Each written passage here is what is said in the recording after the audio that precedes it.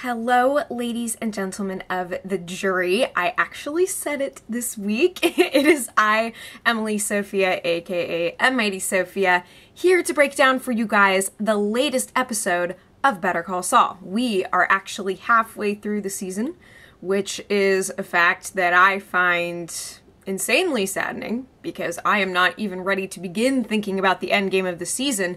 But this is season 3, episode 5, Chicanery. So, spoiler alerts before I dive into the mad thick of things, as I shall be endeavoring to bear all in this review. Now, I'm going to tell you right up front, this review is going to be slightly different from a lot of the ones that I've done beforehand, which have generally been very in-depth recaps with me kind of reacting to certain things and analyzing certain things and bringing up, you know, different elements of the show that I find interesting. And this review is going to be me more focusing on the meat and potatoes of matters, which is the relationship between Chuck and Jimmy that was on display in this very tight, compact little courthouse episode. And I love that the focus was relegated solely to the showdown between these brothers, because this is something that has been in the works for, well, you know, 3.5 seasons. And it was incredibly satisfying to see all of these things, the backstory that we've gotten from both sides, from Chuck and from Jimmy, and how their pasts have intertwined, and to see all of that culminate in this shocking expose of what it is that Chuck is really about. And this is something that we as the audience have generally understood, but for the New Mexico Bar Association to be exposed to that, to Chuck's ex-wife Rebecca being exposed to that, even bringing in some past players like Francesca, who ultimately becomes Saul Goodman's secretary, and even Joel Babineau, who is another power player and strong man that Saul Goodman brings into his employ. Anyway, so all this to say, the plot of this episode is relatively simple, and so I didn't necessarily feel the need to take all of these meticulous notes, because I think that one way you could approach this is by breaking down the different strategies that the two warring sides use to try to meet their ends. Of course, we have Jimmy and Kim, and I love the little morning of montage that we get with the two of them and their teeth brushing ritual, and how, you know, I think at one point Kim pulls a little fleck of dust or fiber off of his suit before they walk into the room for the hearing. And like the way that they're kind of taking care of each other and comforting each other and just looking out for one another. And it was really cool to see that intimacy between them, and how Kim's strategy very much hinges not only on putting the cassette tape front and center and using that as a lens into Chuck's very messed up psyche, but she's also portraying Jimmy, and rightfully so, as this hardworking man who pulled himself up by his bootstraps and whose brother got him hired into the mailroom essentially to keep him out of trouble. And then he works his way through law school, gets himself a law degree, opens up his own practice, all the while taking care of his brother and looking after his electromagnetic hypersensitivity born needs. And she paints this whole picture of one brother who loves his brother. And then on the other hand, there is a brother who hates his brother. and so it's really cool to see how Kim is able to so competently and knowledgeably speak to all of Jimmy's strengths. And so while he's at once incredibly vulnerable, what with having that tape played before everyone, before the association, that could have him disbarred and that could take his livelihood away from him exactly as Chuck wants. But then also to see the relationship between these two characters reaffirmed, and I know that it's going to be pulled out from under us tragically, and I don't look forward to that. I know it's going to be climactic and intense, and that is a garage door, by the way. Nothing I can do about it. This happens like every morning that I do these reviews, but But yeah, so it's really cool to see the camaraderie and the intimacy between them and how they're able to, you know, conduct themselves as professionally as they possibly can. Of course, Jimmy is dabbling in some underhanded deeds, what with reaching out to Huel through one of Mike's underworld contacts, the veterinarian, who I like to think is the same one from John Wick, but I know. I don't think he's in Mexico, or New Mexico rather. But yeah, we see that contrast with Howard Hamlin and Chuck, and how essentially the only reason why Howard is agreeing to stick his own neck out for Chuck and represent him in this blood matter is it's all about PR. It's about, and there's that garage door again, it's about upholding the reputation of his firm. You know, they lost Mesa Verde in the midst of this, and it's all he can do to try to smooth everything over, do damage control, you know? And that's something that Chuck could actually care less about, because to him, and this really neatly encapsulates the crux of not only the episode, but what's going on with Chuck and what he's got against Jimmy. He says this is about what's right and what's wrong. So what's fascinating about the villainous character of Chuck is that he essentially uses the legal and justice system to align himself against Jimmy, to essentially justify why he, as Jimmy's brother, will not forgive him. Because he, tragically enough, is trying to put everything in black and white. And that is, of course, why Jimmy is enemy number one. Because there is no room for Chuck for in-betweens. There is no room for the messiness that is having family. And for some reason, that is something that is so glaringly absent from his personality and from his character, to the point that he would let all of these things that he hates about Jimmy fester in him, and then try to exploit not only his own mental illness, but like it's just so insane to me. What I was gonna say is he exploits not only his mental illness, but the justice system itself, that he claims that he must be upheld whatever the cost, you know, the let justice be done though the heavens fall. And little does he realize that he's going to be on the receiving end of that justice as well. It's a classic case of hubris, but, you know, it's not pleasurable for Jimmy to watch his brother fall in this way. And even though he orchestrates the whole thing, what with the phone in his pocket, and Tuel planting the battery directly on Chuck's person and trying to delegitimize him in that way. It's just, it's so devastating that Chuck makes no room for forgiveness or mercy. And honestly, it is jealousy in so many ways. When you think back to that scene before Chuck comes to the hearing and he's alone in the cave-like darkness of his home, and he's trying to practice what he's going to say about Jimmy, the first thing that he tries out is, you know, like, I actually even kind of admire him. And I think that is exactly what this is about. It's about that envy that has become so muted and twisted, that the only thing that Chuck can do, rather than embrace his brother, rather than come clean and say, look, this is where I'm at. No, instead he has to, you know, it's all about his self-righteousness, putting himself on the side of the law and Jimmy on the side of lawlessness. And so everything that he's done, of course, is unforgivable, and it's incredibly sad.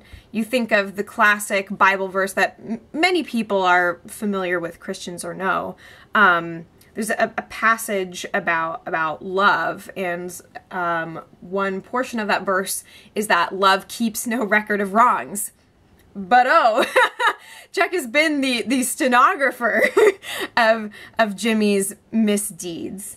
And he tries to lord those over his brother, and he lets all of those wrongs come spilling out of him at the last minute when he realizes that Jimmy is trying to expose him as a fraud, that this isn't some physical condition, it's purely psychosomatic. And again, that's nothing that's crazy revelatory to us. We've been kind of on the inside of that situation. We know that it has a definitive effect on him, but he hasn't received the proper care for it, and instead has pretty much boxed himself into this lifestyle. And because Jimmy loves him so much, he's supported him through that. And that's part of what makes this whole thing so despicable, is that for Jimmy, it's been all about sacrifices, sacrificing his old lifestyle to be a legitimate member of the working force and ultimately to find his way into the law. And that is something that Chuck cannot support, because that plays into his own insecurities that he would never own up to. Of course, he is an incredibly prideful man. But if only Chuck saw himself as a person and Jimmy as a person, and not these pillars of light and dark and good and evil, and he's turned it into this whole cosmic struggle. And that's something that is brilliantly exposed by Jimmy, again, who takes no delight in the lengths that he has to go to undermine his brother and to call into question all of his actions, especially with regards to the tape. But yeah, it's really stunning and sad, and also exciting, because we have watched this thing slowly unfold over the course of seasons, and there's a lot of backstory and truths that we have learned about in seasons past, and it's all condensed and recontextualized here. And I have to say, Michael McKean was absolutely phenomenal. I was blown away by his performance in the episode. There were so many cool moments, one of which was when Rebecca first walked into the room. And you can, before we even see her, we see his entire visage change. And all of a sudden he's so angry and frustrated and shocked, and we watch all of these emotions flicker across his poker face, if you will. And speaking of Rebecca, that opening scene that we got, the flashback when Jimmy is trying to help Chuck and Rebecca maybe get back together and try to rekindle things. And that's something that Jimmy does out of the goodness in his own heart, out of wanting to keep family together. But Chuck would rather push away the woman that he loves in order for her to, quote, not think less of him. And it's all about he is seen. It's all about whether Jimmy's success is his failure. And these are questions that I hope continue to be addressed. I know that the focus is going to shift outward, and we're going to return to gangland, Albuquerque, and all of those illicit goings on. And in the preview for next week, we actually get the first name drop of Saul Goodman, so that's exciting. And it comes from the lips of Kim Wexler herself. But yeah, so good golly, what a powerful episode. And yeah, and I recorded the entire monologue that Chuck delivered when he was talking about Jimmy, because this was the part that we saw him rehearse over and over before he came. He says, "I love my brother. There is nothing malicious in Jimmy. He has a way of doing the worst things for reasons that even sound noble." Again, therein lies that jealousy. And then he says, but what I know for sure is that the law is too important to be toyed with. It's mankind's greatest achievement, the rule of law, the idea that no matter who you are, your actions have consequences. And the way my brother treats the law, it breaks my heart. That's why I did what I did, not to hurt him, but to protect something that I hold sacred. So he sees himself alone as being capable of upholding the law, at least between these two brothers. And the idea that Jimmy could go from shoplifting from their own parents to defecating through a sunroof to representing clients and defending them and helping them, like, it's absolutely an insurmountable evil to Chuck. And yeah, I hope that we continue to get further into that mess. And it's interesting too, because we still don't fully know the circumstances in which his sickness emerged, although we do find out that it was after the divorce. So I wonder, and it sounds like in the preview for next week, Howard is trying to hold him back and say, like, hey, maybe we put the brakes on this thing. Maybe you could focus on something other than Jimmy. But it's all about Chuck, it's all about the law, and Chuck is the law, and so we know that it's not going to be over between them yet. And now the question is, since Chuck thinks that he's able to use the law to get back at his brother and to set everything right with the world, is he going to, you know, roll around in the dirt with Jimmy? Is he going to try and sabotage him in the same way that Jimmy sabotaged him in order to protect Kim? And I'll be interested too to see the fallout with the bar association, and you know, are things still going to go to trial? And there are many, many questions, and we know that the focus is going to be expanding out again. But I'm super glad that we finally got to experience this madness. And you know, it's a cold and a broken hallelujah from my perspective anyway.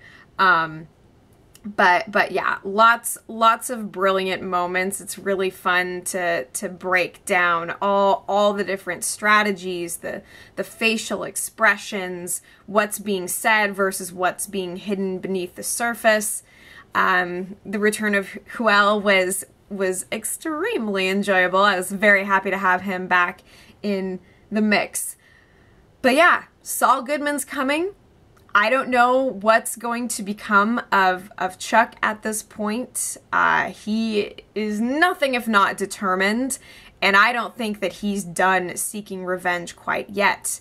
But how embarrassing is it for him that Jimmy was able to successfully prove that that tape is just an embodiment of his hatred, and in fact his paranoia, since he basically betrays everything. He goes off on the whole, I'm not crazy, and then he proceeds to sound like he's exactly that. And yeah, I want to celebrate. It's hard to, because it's like this broken family. I just want to pick up the pieces and stitch them together, but I think we are past the point of no return. So what did you think of this episode? I'd love to discuss anything and everything about it with you guys. Thanks for tuning into this review. Sorry it was less kind of detail focused, because I'm sure there's lots of little nuances that I could speak about, but that's what the comments are for. This video is just the beginning of the conversation. That's something I say in almost all of my reviews. So anyways, you guys please take care of yourselves and your brothers and your sisters. And if you don't have siblings, your friends, your family, whatever. Be good to each other, damn it. And as always, I will be back before you know it.